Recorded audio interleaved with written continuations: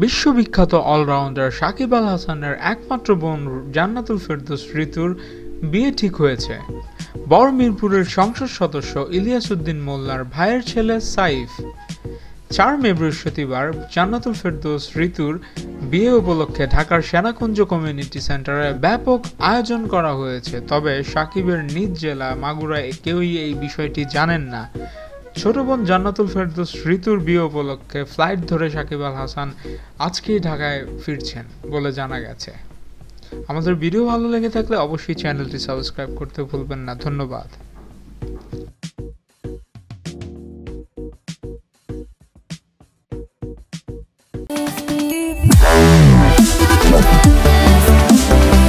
Wow.